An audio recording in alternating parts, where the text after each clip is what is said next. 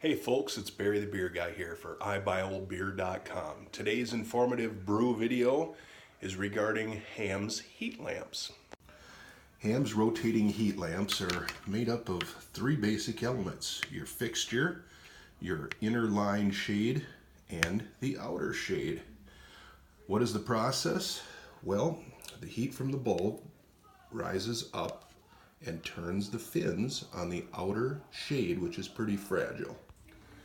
There are three different versions of the rotating heat lamp, and you can see the fins up on top. It spins on a pin or a nail head, and this is what they call the daytime version.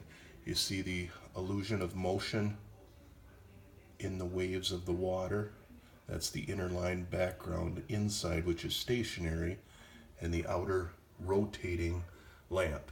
And this outer part is very fragile. As you can see, the upper part, a lot of times those get dinged up or chipped, very fragile. And here you can see the base with the single knob. Here's the maker of the rotating heat lamps, the Goodman Manufacturing Company of Chicago, Illinois. And if you have a good or decent base, it should have this sticker on the bottom. And you can see the light switch. A lot of times these are filled full of dirt or nicotine, and just a simple cord.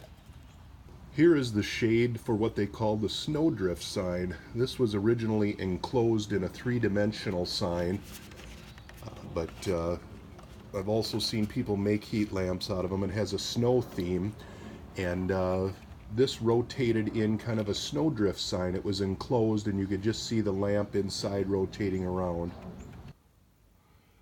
This version, however, is the most difficult to find. This is called the nighttime version.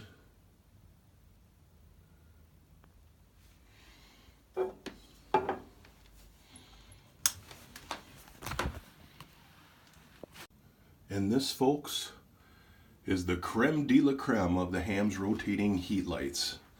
This is the nighttime version, and you can see the inner line shade as it rotates. This has got everything though: the nighttime scene, the moving water, birch trees, Hamm's logo, product placement, and from the land of sky blue waters. From the land of sky blue waters, waters. And this one has metal fins on top. And again, you can see that top edge, prone to chipping, but believe it or not, this is not chipped too bad. And here we'll back out and let you take that in again. Absolutely hypnotic. This was probably made in the late 50s, and Hamm's was always on the forefront of cool signs, and they're iconic here in the Midwest.